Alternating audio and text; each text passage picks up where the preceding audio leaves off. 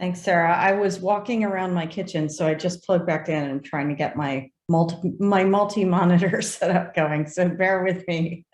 I have a feeling I may not be the only one in that that lunchtime situation. Let's give everybody a moment.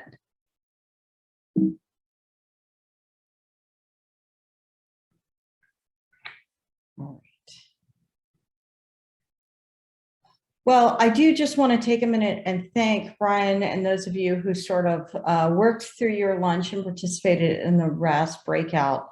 I think we had a really important and very frank and productive conversation.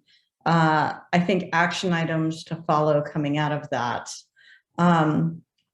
Right now, we're going to transition to kind of continue on our updates on key topics. This is part 2. We did part 1 before lunch. Hopefully you guys still have that top of mind, and really just going to ask our leads here to cover the progress, an overview of what we're trying to achieve in end user cloud costs, search, and other interoperability efforts. So I think, Michael, you're up first, and we've got about 20 minutes for you, although we'll be monitoring time and questions in the chat. Thanks, everyone, and thanks for your attention here. So if we kind of zoom out for just 1 second, I think one of the exciting parts of NCPI and cloud computing in general is, as you heard about earlier today, you get access to like many petabytes of data. You can easily be elastic with your analysis and spool up, I don't know, thousands, tens of thousands of cores. That's really exciting. And as a researcher, though, it's also kind of terrifying, in the sense that there's real money associated behind this when we're doing analysis at very large scale. So, of course, we got to explore every option in order to understand cloud costs. Obviously, we want to keep them as low as little, and just really support our user communities to make sure they know what they're getting themselves in, and just sort of help them along the way. So I'm really excited to see that this has become sort of a major focus of all the platforms within NCPI. There's been a lot of sort of progress being made in helping our users. So let me just kind of quickly review some of the updates and some of the next steps here. So from CRDC, we have things like credit programs, benchmarking data, tapping into some of the capabilities of the platform. So at AWS, there's a few different tiers of storage, so tapping into that for follow archiving to save on costs. And then, things that we have more control over as sort of the platform developers. We want to be able to provide visibility. So the FireCloud now has expanded its tools for cost estimation, reporting on the costs associated with each submission. Some of the next steps there, so continued documentation with AWS and Google Cloud costs, breakdown of costs for each cloud resource, tutorials coming soon on how to estimate cloud costs. In the case of Anvil, we've started something called the AC2 program, Anvil Cloud Credits, where we had an open call for research proposals for researchers interested to use Anvil, use cloud computing in general, and we offered up to $10,000 worth of credits, although obviously we can only provide a few of such awards. So those are kind of maybe midway through their progress now, and helping them promote their research. I hope to actually invite them to some of these future events as sort of users there. In addition to that, there's the $300 worth of cloud credits available through GCP. We've developed, for sort of PI planning purposes, some budget justification, spreadsheets, templates, where you can kind of fill in the blanks as to, we expect this much storage, we expect this much interactive compute, this much batch compute, and then it'll kind of run the numbers and help you estimate your costs. The idea there is make sure we're not blind to any unexpected costs. Inside the, say, Terra platform, there's better visibility into how expensive different runs were and just making better transparency there. We've also started sort of a research project to empirically measure the cost of popular genomics tools, where we've gone to the Galaxy historical usage to identify very popular tools in genomics. Then we're measuring how long they take to run, RAM requirements, storage requirements, other complexity. With the idea is that we want to provide some guidance to users so they know how much empirically some of these very popular tools cost. Some of the next steps, we're going to continue and hopefully expand the AC2 program with more of these sort of research awards. and then look forward to writing up our sort of technical report on empirical cloud costs sometime next year. Next slide, please. In the case of BD Catalyst, again, there's this credit program and sort of making it easy to request additional funds through heart, lung, and blood research community. There's a community hour. I'm actually interested to hear more about that. I don't know if we, maybe at the end we can kind of circle back to kind of to sort of engage more with users, hear about their work there, some of their observations, documentation on managing team costs, estimating workflow costs, setting up alerts, estimating total cloud costs on 7 bridges, launch of this project per workspace on Terra to support cost reporting functionality. Some next steps, working with strides to enhancing the dashboard, provide users with more visibility, timeliness in the cloud credits. 7 Bridges is also sort of investigating some of the long-term file archiving options available in Google Cloud, and then evaluating the sort of options for bring your own cloud credits. In the case of Kids First, right? So again, another pilot program to explore. A bunch of training materials are sort of available in the documentation, try to guide users on sort of what to be aware of with their cloud costs. There's a technical report assessing successes and lessons learned of the cloud credits program. I think I saw an earlier draft of this, kind of talking about expenses, and then also just sort of in general, what does it take to use cloud computing resources? I think that's a really, really important document for everyone to take a look at. Some of the next steps, so finalizing some new guidelines and training materials for a public cloud credits program on Kids First, based on the recommendations of the platforms and their own kind of leadership. And then next slide. And then last but not least here, we have NCPI, some major updates there. So now there's some options for SRA data sets stored in AWS or GCP. I would actually be really interested to hear from them about what it took to arrange that with both platforms. I know that in the case of AWS, there's a template you can fill out, but I'm interested to hear more about what that was like. Other sorts of things to keep in mind is now that the data are in AWS and GCP, that really lends itself nicely to getting access to those data without any egress costs within the respective compute environments. Although there's some caveats there, you have to be kind of doing it in the right, regional zone, right data center, so that you don't sort of accidentally trigger any egress fees. Another option from NCPI is the Cloud Data Delivery Service, provides free thaw from cold storage. Again, so in AWS, they have a Glacier and Deep Glacier for these sort of near-line storage options. I'm interested to hear more from them about how they provide this so that you can pull data out of this colder storage without any sort of fees there. And also sort of documentation empirical reports on user costs are available. Some next steps, all public SRA data will be in AWS. The big sort of complexity is moving into controlled access data. Again, I'm very interested to hear from them what sort of arrangement they have. Maybe there's some lessons learned that we can all benefit from. So I think we maybe have a couple minutes to talk about cloud costs, or should we save that for the breakout? We have time for questions or comments. Well, if I can take the privilege here, if there's someone from NCPI, could you maybe comment, from NCPI, could you comment on your interactions with AWS and GCP on providing some of these egress-free, storage-free options? This is Kurt McDaniel representing NCPI. So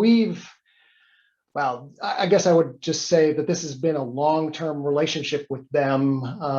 They both wanted to be participants in the Strides program, and provide cloud computing environment and cloud storage to host SRA data.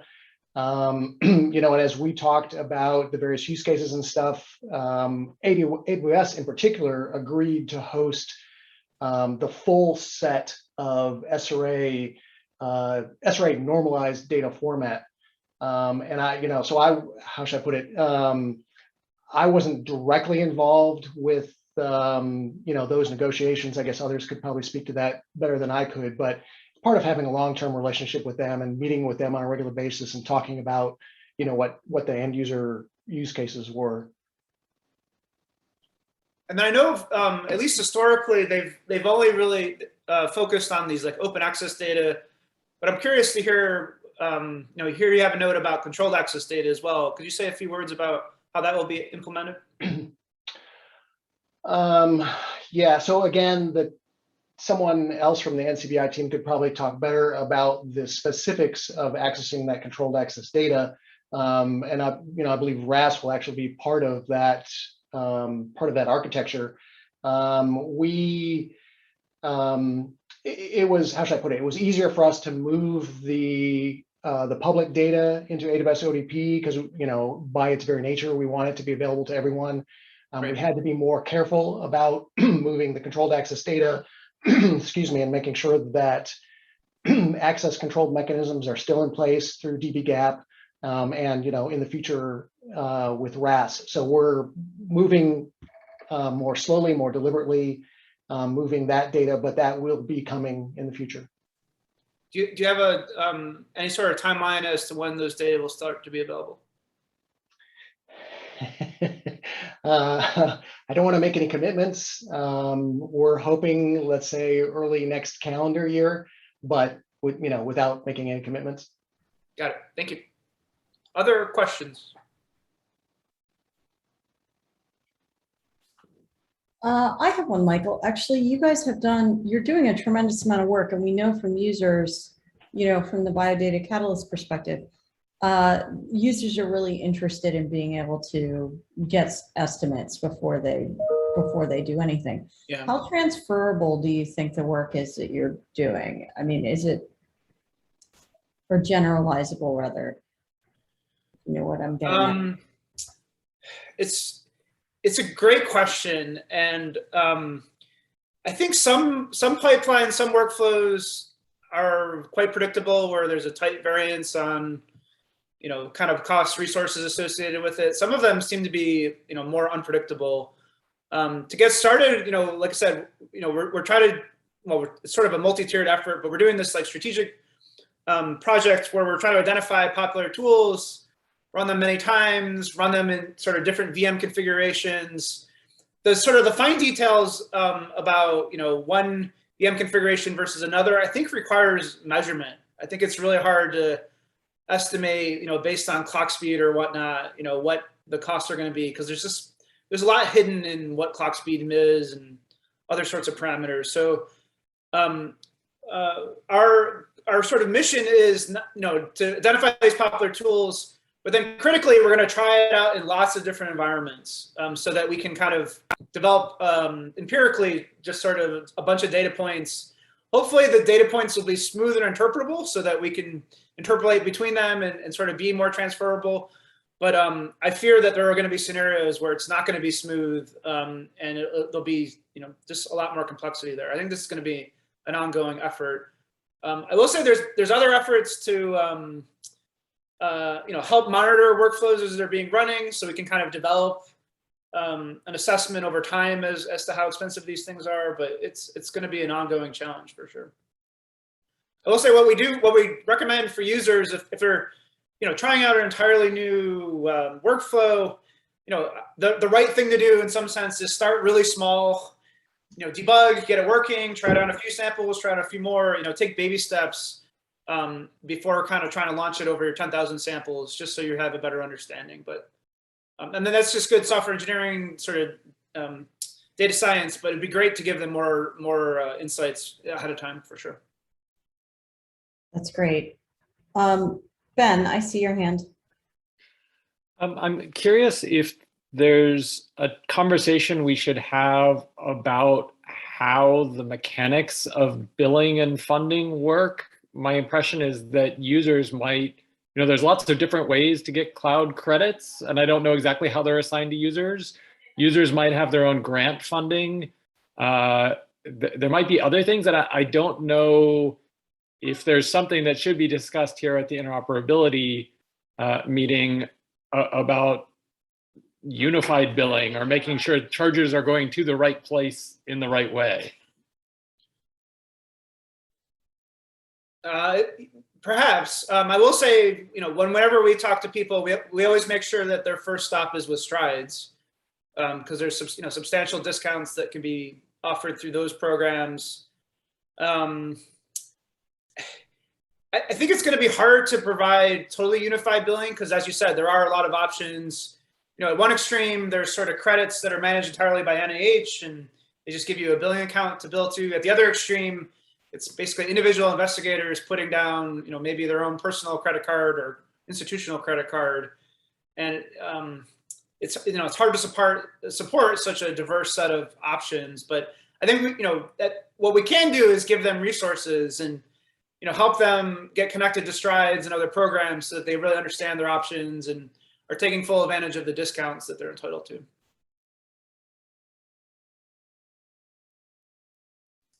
All right, that is great. That was a great discussion, I think. Thank you, Michael, for presenting. I think there's a lot of interest in this topic. At this point, we're going to hand it over to Dave Rogers, who's going to sort of give us an overview on search. All right. Okay, great. So for search, let's see, we're a little bit different than some of the other groups in that we're not yet a fully well-formed group. So I don't have a project plan to read out on with an agreed list of milestones and so on that are aligned with the research use cases. That would be great if we had that at some point. But I do have highlights on the updates and the gaps and next steps that we can review before we start our discussion on if and how we should organize as a search group to address these challenges. And if we did organize, what initial next steps would we take in a small ball, short-term, 6-month timeline. All right, and so I can start off with a summary of the challenges that you can see in the readouts. Most of the information that's reported is addressing challenges that occur within the platform, but hopefully these will be applicable to inform how we should be able to enable search across the platforms. And so the challenge that we see, as we've been talking about all morning, are multiple diverse data sets collected at different times from different researchers with various metadata standards and data collection protocols and so on. And so we see a theme about teams reporting on efforts on metadata harmonization. And then each of these platforms, most of them have multiple search engines with different data set coverage and different focuses of the search engine. So we see a theme on search integration. And we have multiple, each of these platforms has multiple cloud compute platforms. So we see a theme on exposing APIs so that the cloud platforms, so that the data is accessible and searchable from within a cloud platform, for example, from in a notebook or a Shiny app or so on. And then, of course, we want to work with managed access data and keeping the managed access data managed while making it, still keeping the data discoverable and allowing the users to have enough information about data sets to motivate applying for access. So the slides are a bit detailed, so the product teams, platform teams, please jump in to provide additional context and detail because I'm not super familiar with all this, although I have put some effort in to try to de-acronym some of the stuff. So CRDC. So this is an example of multiple cloud analysis platforms. There's multiple data repositories and data types. There's genomics data commons, proteomics data commons, imaging data commons, and there's been an effort to integrate these with a cancer data aggregator. And the data aggregator is, release 1 is over open access genomic and proteomic data, and release 2, which is to do next step, is over adding in the open access imaging data commons. And then this will be followed by attaining an authority to operate to expose the APIs over the managed access portion of the data. And then also you see 3 of these bullet points here are on focusing on data harmonization standards and implementation. So there's the Center for Cancer Data Harmonization, and then to define the standard and to implement the standard. So quite a bit of work there on standardization. So on the next slide, we have Biodata Catalyst. Yeah, on the next slide, we have,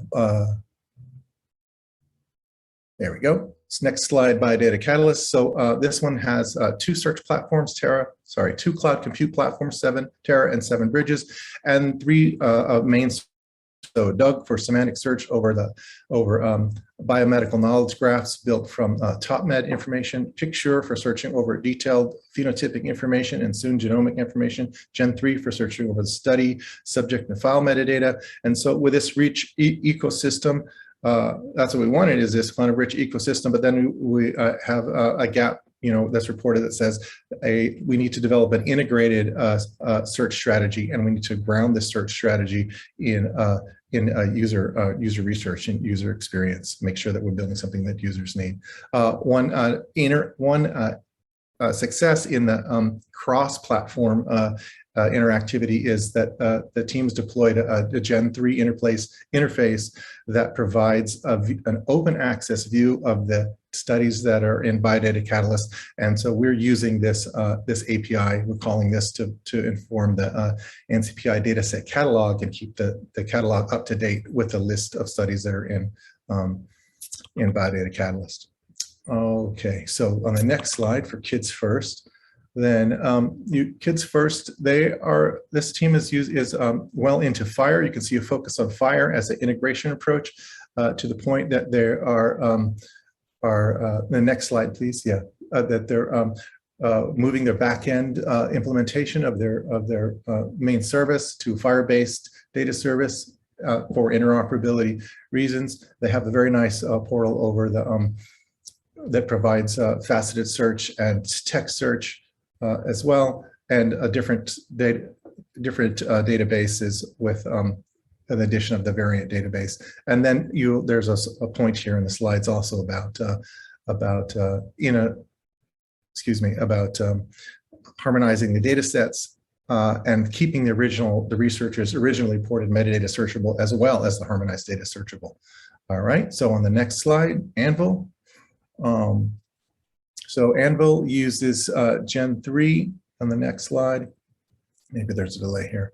Anvil uses Gen3, similar to Biodata Catalyst, as a cohort builder. And we also have the Anvil dataset catalog, which provides a non-authenticated view of the studies that are in, and the workspaces that are in Terra workspaces that are available on Anvil. And then the dataset catalog, this uses the dbGaP FHIR API to provide information about the studies, and we've been making updates to the user interface for this. And we recently added a study detail page, which now is a landing place about the study that we can start to aggregate information on. We take information from Terra and from dbGaP for the moment, but we could start to aggregate information from other places. And then as an integration aspect, we have it's a simple thing, but hopefully it will help out some, is we have a request access button on each study page that knows what the dbGaP ID of that study is and can take you into dbGaP through the dbGaP login process. We have to log into dbGaP, but once you're logged in, you're at the dbGaP request access page for that study, and you haven't lost the context. So you don't have to refine the study again inside dbGaP once if you found it in the dataset catalog. So that's something that was brainstormed during this meeting last time, and so I'm glad to say that it's in production. And then so for the next slide is the NCPI group. And of course, they're the newest member, but we use their assets every day. We use the dbGaP advanced search. We use SRA, but the newcomer on the block is the dbGaP FHIR API, which you've seen discussed earlier. And we call this API from Anvil and the NCPI dataset catalogs.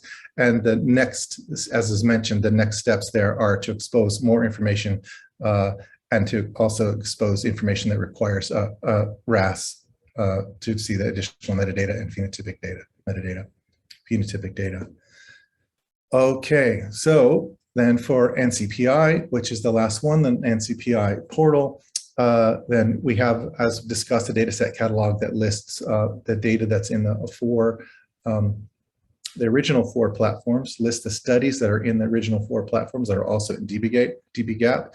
And the challenge then is to keep this list up to date with not too much effort. So when we first started this, we were doing this kind of manually, asking people what's their latest list of studies, but we wanted to quickly move to be able to query APIs. And so we are able to query APIs for Anvil, Biodata, Catalyst, and CRDC to keep the list up to date. And Kids First will be coming soon. And then similar to the Anvil setup, we now have a detailed study page to hold information on the studies and the link through button to go into to request access in dbGaP. And as far as next steps, it's very excited about the fire presentation, and so look forward to the output of the fire working group and also the output of the discussion that we'll have soon, shortly, about what we should do. So with that, I'd like to open up the floor and discuss how and if we should organize and which of these items we think would be actionable next steps.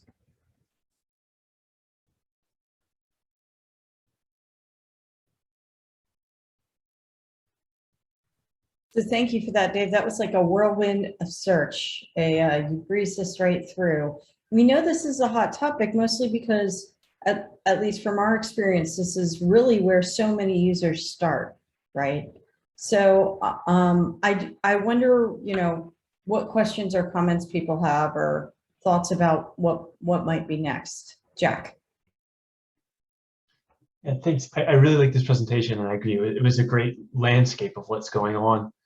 I guess at a high level, where do we see search? Is it really, as you showed in the first slide, really like I want to search across the cancer landscape? Or is there more a search across all of NCPI, which would also be great, but I'm a little bit concerned about the data harmonization, and I don't know if anybody's doing that piece. So it seems like a blocker to doing search broader than a therapy area.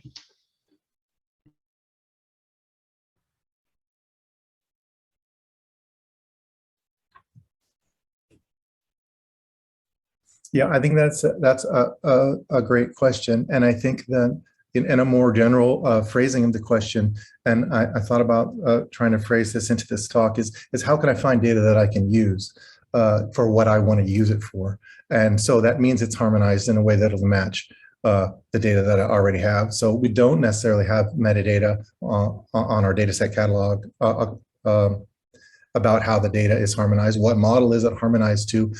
There's other impediments, like what cloud is it in? Is it in the Google Cloud, or is it in AWS, or is it in Azure? And even going further, what we talk a lot about policy, is it possible, am I allowed to, hey, I noticed that I can pull in a GTEx V8, I have access to GTEx V8, am I allowed to move it into Kavatica? How do I make it clear that yes, there are trust agreements and so on set up to support this behavior? So, yeah.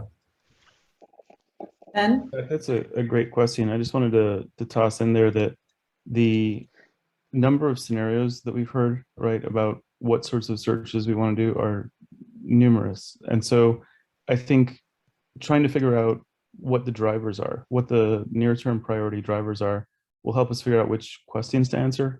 We're all in favor of use cases, but we're going to take some practical steps in our Doug Anvil integration process to actually get a group of people together and write down some of those use cases and begin to develop personas around that to help answer your question, basically.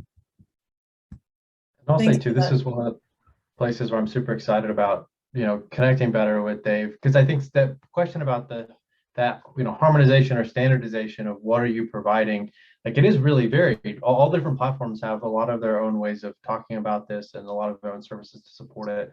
So I'm hoping that, yeah, we can use FHIR as a tool to help like set that ground level, so it's less open to interpretation. It's not n different representations and for each platform and all of that. So it's a lot of work, but I know some of us have been really committed to making that happen, and so I'm hoping that we can get there, or at least I don't know, from some of the work that DBGap's doing, that we can align that with work that Anvil's doing, the work that Kids First is doing, and other platforms would be welcome to jump in on that as well.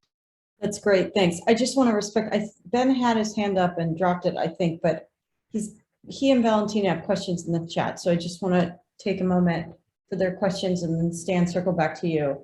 Valentina, can anyone say more about the OTA to publicly launch CDA API and enable controlled access data query? Yeah, this was in one of the bullet points for the CRDC. So yeah, I was wondering the context about this. Where is that really coming from? I wanted to understand it better. No, thanks, Valentina, for picking that up. Does anybody from CRDC have a response, have some clarification? This is Erica Kim from NCI. So for cancer data aggregator API, it's currently pending the authority to operate, so not OTA, but ATO. So we are in the process of obtaining that before we can publicly launch the CDA APIs for other platforms to integrate. In the meantime, we've been internally doing user testing of the CDA API. So if you have additional questions, Valentina, feel free to reach out. Yeah, thank you. I will. Thank you. Sure.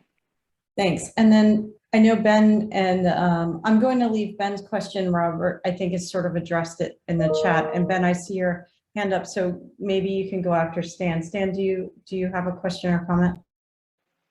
I kind of have maybe a little bit of both. So it seems to me that we're all talking about figuring out how to make things F in FAIR first. We just need to be able to find stuff. Then we need to be able to, in some ways, test whether or not that data is accessible to us with the appropriate controls, et cetera. Then interoperable, where we need more harmonization, or maybe it's a little bit of harmonization, as Robert is intimating in the chat. Maybe it's a little bit with some other stuff that allows us to be able to understand the data well enough through automated tools, AI tools perhaps, with some metadata that allows us to determine whether it's interoperable or not.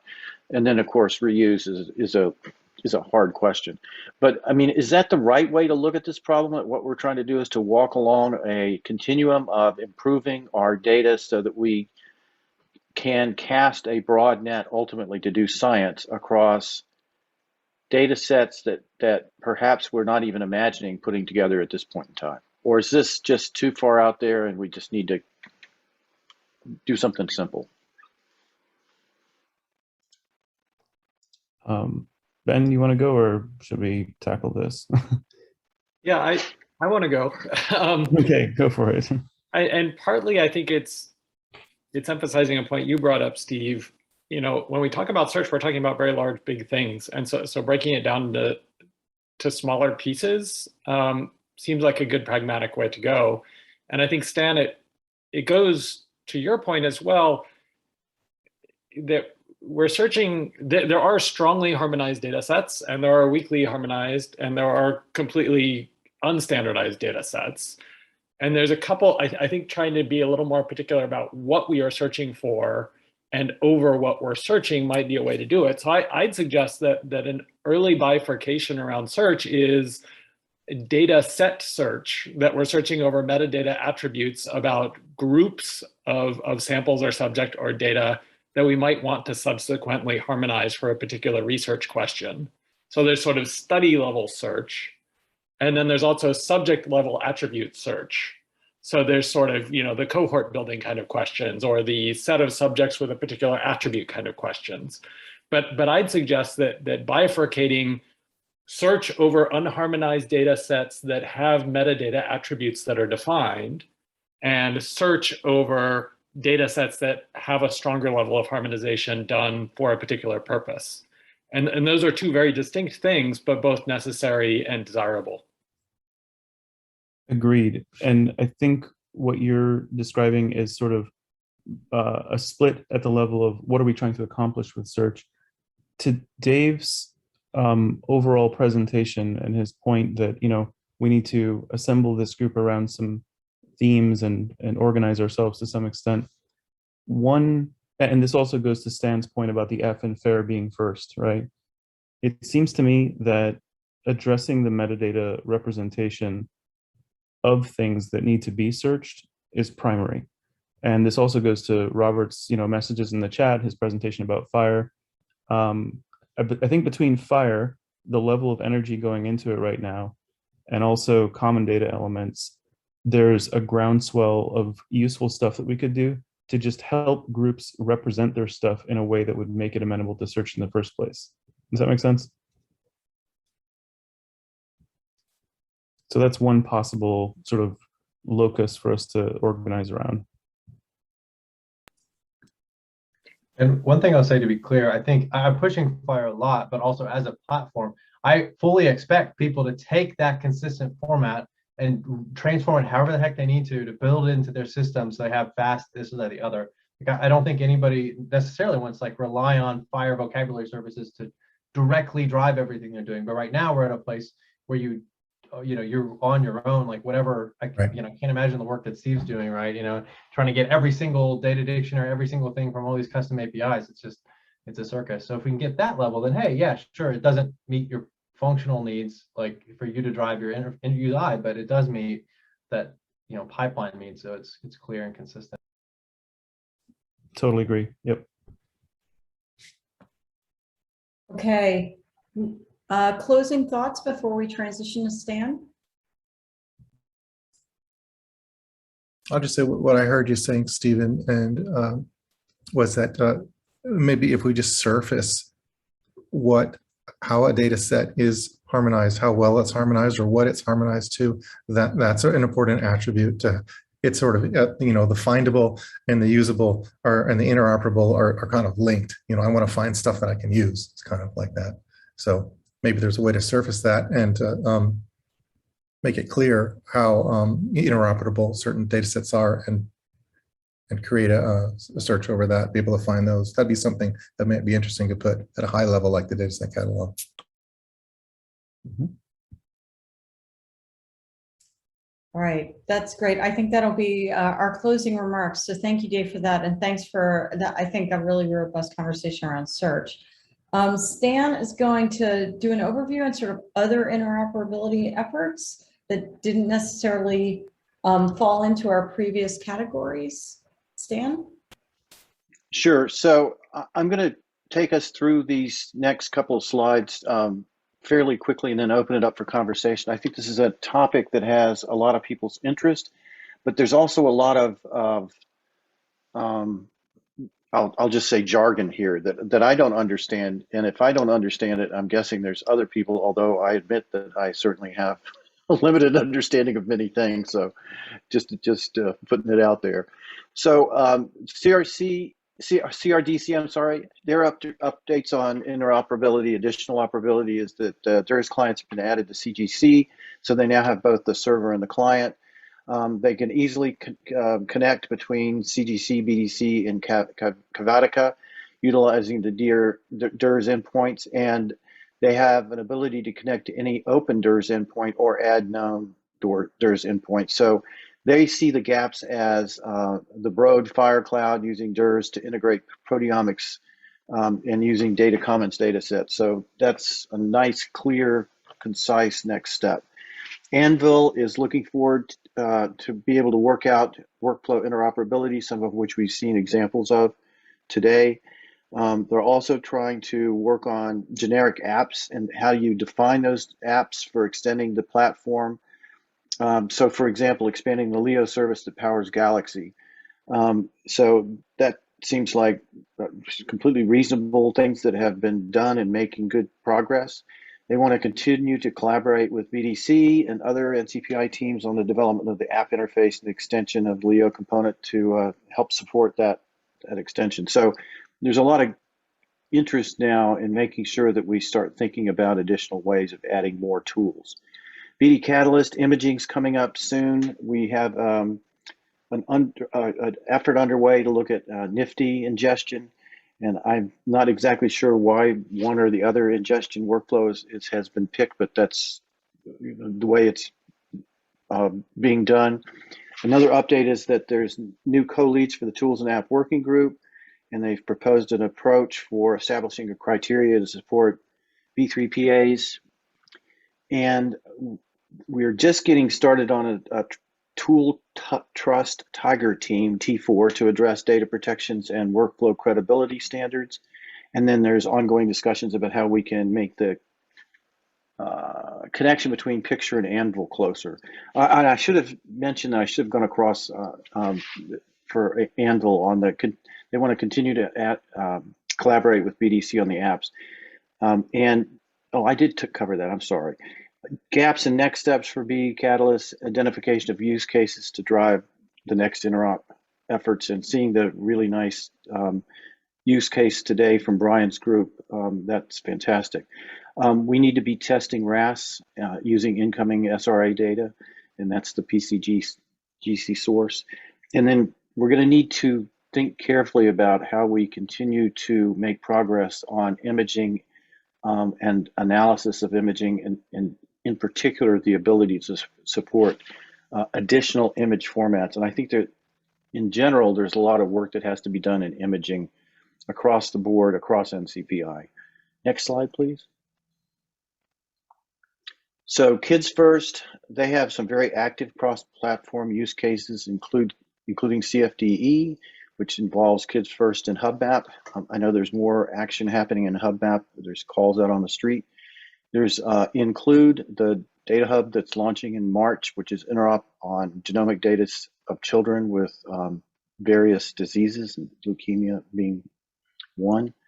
And then Caring for Children with COVID, sharing pediatric COVID clinical data through FHIR API for import, and Biodata Catalyst will be interoperating with that. This is going to be a high priority as we move into both RADix and Recover. And then FaceBase is the craniofacial birth defects data set. And of course, there are other model organisms that support analysis of this kind of data. And then RDCRN, where they're exploring the use of Cavatica.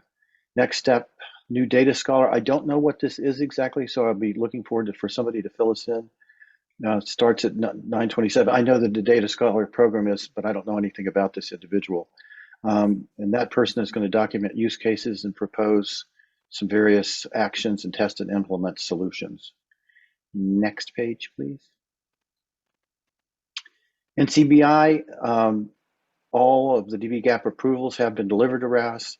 dbGaP DERS is now in the public space, and there's good documentation. IDX services publicly available, again, documentation.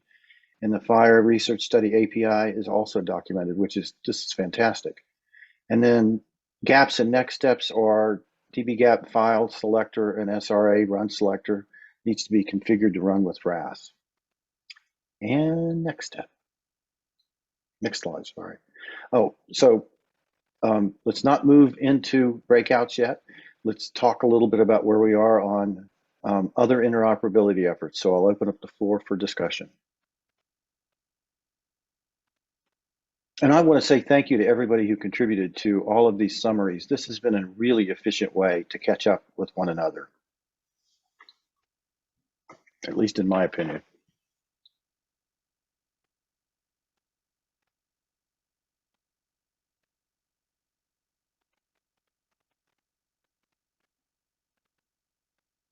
Aha, I see in chat that Valerie is pointing out that Anne, who has been very active in data, is the new data scholar. That's fantastic. I saw the give and take. They're already making progress just using chat. Folks, other people thinking about where we go next?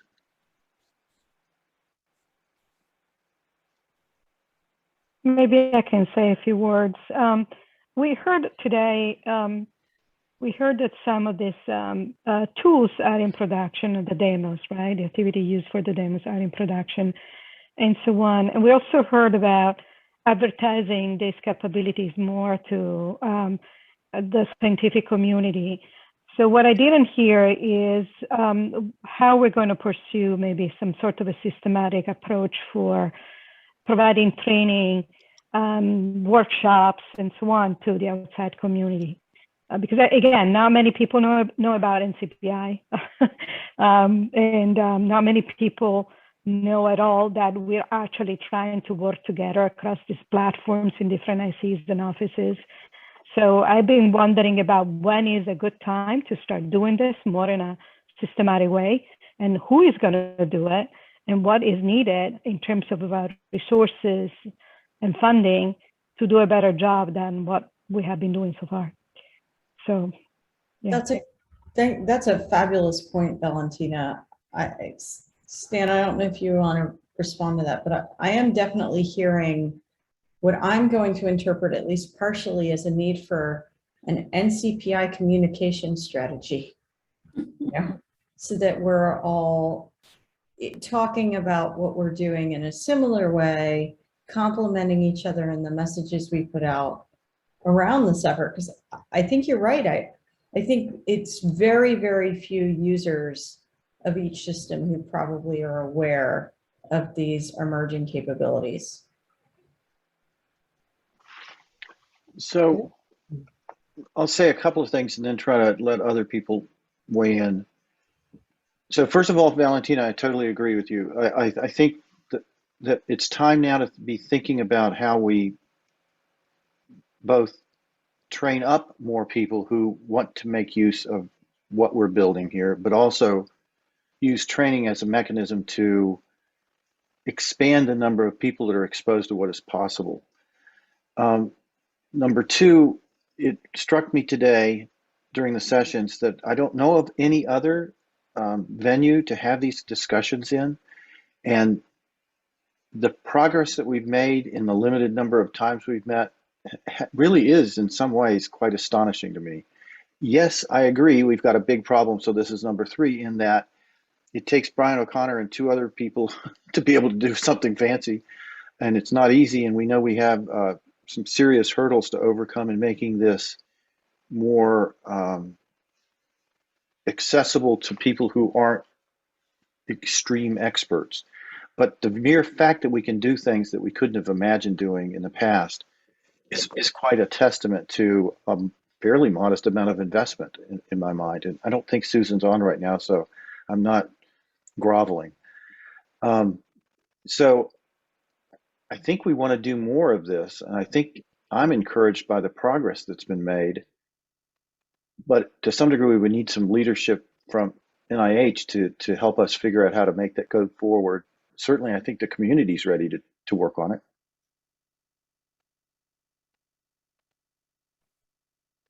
it. Yeah, Sam, I just want to second what you're saying here, and also say I think we're in a slightly better situation in the sense that I really just used kind of Excel and some light coding, like to transform the data into something that was usable in these systems. That sort of push button operation is something anyone can do.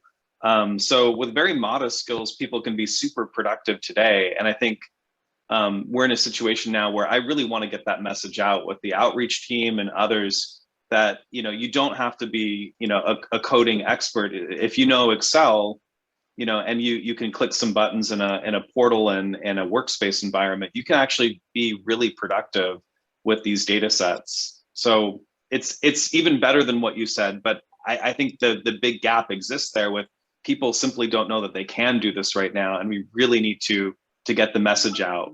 So maybe the next NCPI meeting is less about, us coming together to plan NCPI work, and it's more about us, sharing what NCPI has done with the world and getting more people to use it.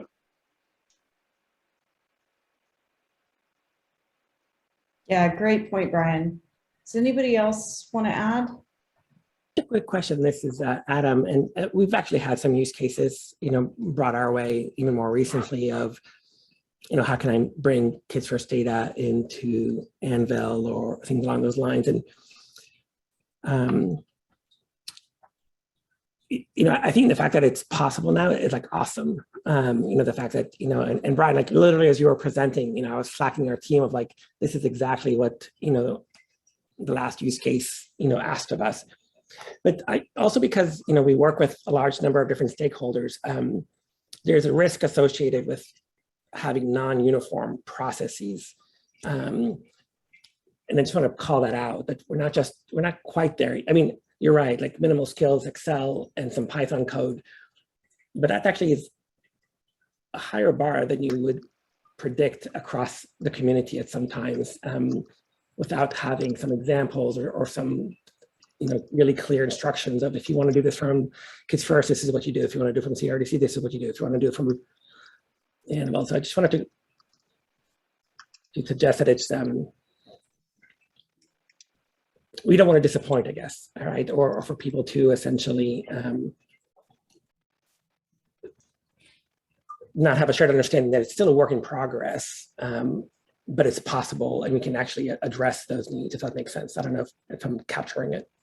No, Adam, thanks for that. I mean, I do think it's important to also remember, I mean, those of us that are so familiar with these systems think, oh, I just do these three things. But, you know, as somebody who sometimes gets lost trying to share my screen on WebEx when I usually use Zoom, it's like we have to remember that users can easily get lost.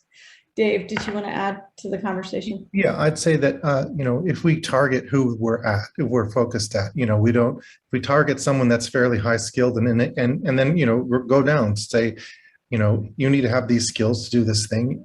Here's a great thing you do. And here's in general, and then later on in detail, how to do it. I think we're set up to do that. And the reason it's not, you know, on the portal yet is because it's kind of new that this is all available and people know that it's doable. And so I think if we just had maybe even a shorter term goal, if we said, let's set a 3-month goal to have some additional information on the portal, and we had help generating the content, because the content is technical. You need a Brian O'Connor, or I guess as Jack calls it, you need a unicorn to be able to describe how to do it. But if we get some unicorns that can show us how to make more unicorns, you know, that would be, I think, great. So we have some information from Jack, and, you know, very basic information on our technologies on there now. And I think with a little bit of work and maybe a shorter term deadline to kind of, you know, force it, then we could have a much better explanation of what's going on. And I'd say that we also are trying to get an NCPI Twitter account. And once that's approved and we worked out logistics of it, then we can easily latch on to the existing science conversation that's going out there and point people to some of these demos and things and start to get the word out. Dave, thank you for that. That's going to have to be the last word. I want to say, for those of you, Jack, Stan, Brian, I see your hands up. We are keeping track and recording this Zoom. So if you have thoughts and you want to put them in your chat, that will all be captured. So actually, though, at this point, we're going to head to breakout session 2. We're going to have a PFB fire room, as well as continue this other interop discussion. So if you feel like this is something you're passionate about and you want to take it into that other interoperability discussion, please make that selection for your breakouts. The breakouts are going to run to 3:10, and we're trying to keep everybody on time and respect everyone's schedule. So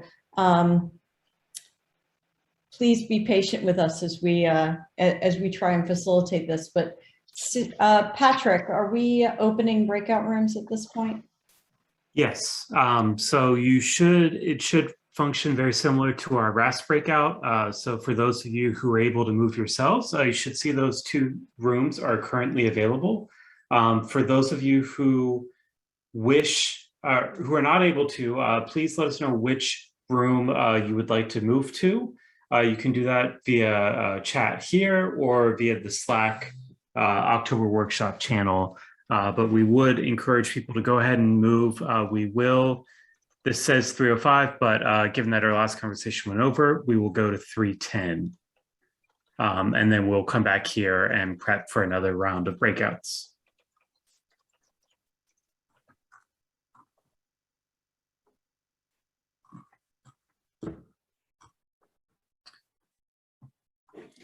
And those rooms are open, so let us know if you need help moving. I have a question. Is the PFB fire room speaking about PFB and fire separately, or is it just focused on PFB fire, using fire and PFBs? That is up to the fearless leaders, Robert and Alex. Okay. Sarah, I'm sorry, where is the break? Oh, I see it. Never mind. It hides. Moves around. Thank you.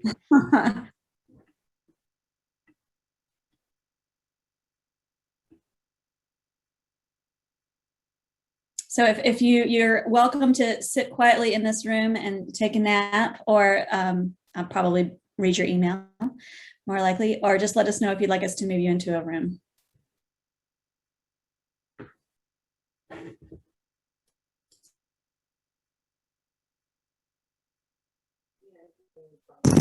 This is Brian Walsh. Could you move me into the PFB fire breakout room? Sure. Thank you. Okay. Do you see something should have just popped up for you to join? Do you see that? Oh, yep. Sure did.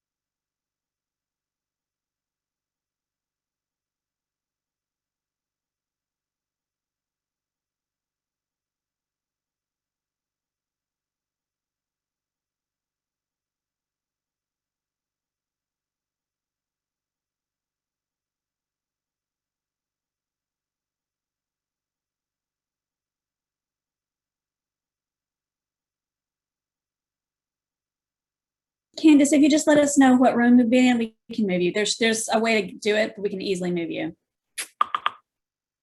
You can just, okay. Well, theoretically, I can, there we go. Okay. So you should see a pop-up that asks you to join the room.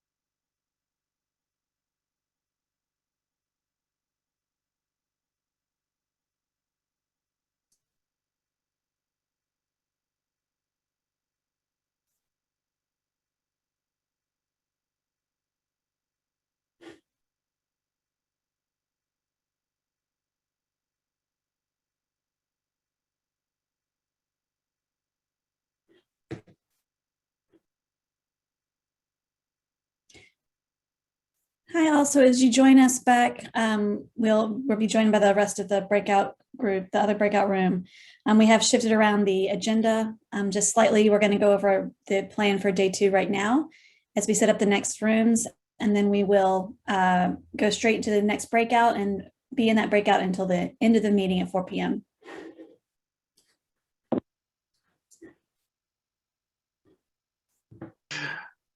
Oh, shoot.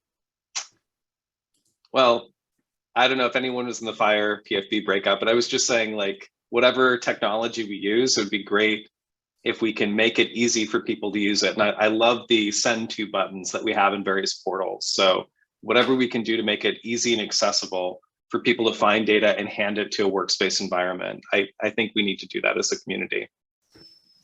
And it's probably a combination of fire, bulk fire, and PFB. Thanks, Brian. You get the absolute last word, I think. So if we can move forward, we've switched things around to try to get back a little bit of time.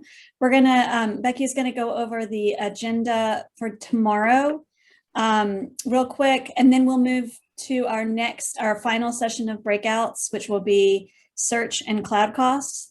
And then we'll do those until the end of the meeting. We'll do those until 4 p.m. This is just going to get us a little bit of extra time for more conversation. So yeah. Becky.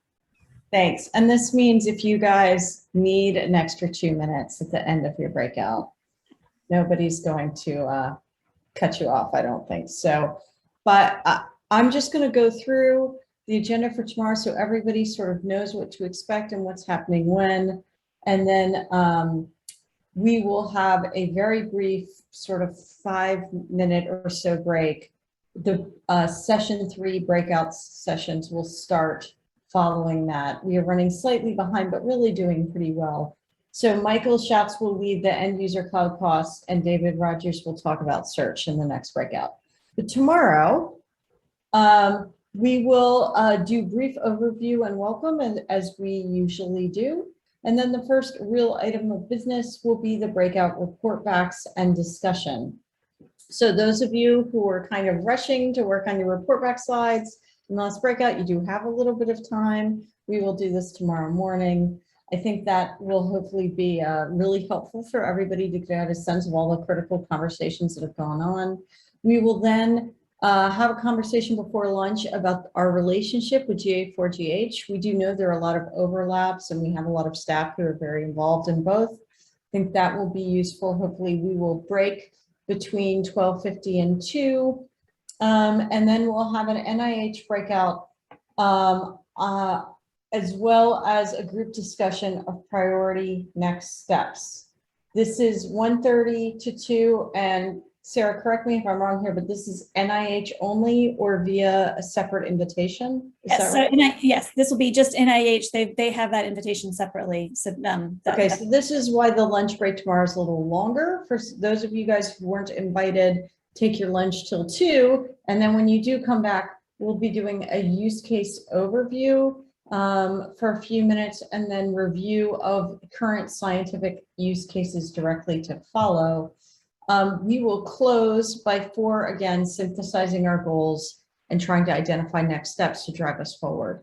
Is there any questions about the logistics tomorrow? Mentally counting 7 seconds. But I think we can all take a 5-minute break. Sarah, we're going to reconvene at 3. Well, I said 3 minutes. I'm actually going to go ahead and open the room. So as soon as you want to join your room, you can. So the rooms will be open starting now. Okay. If you want to just take a quick break and then come back when they're able to get their coffee. Okay, great, Sarah, thanks.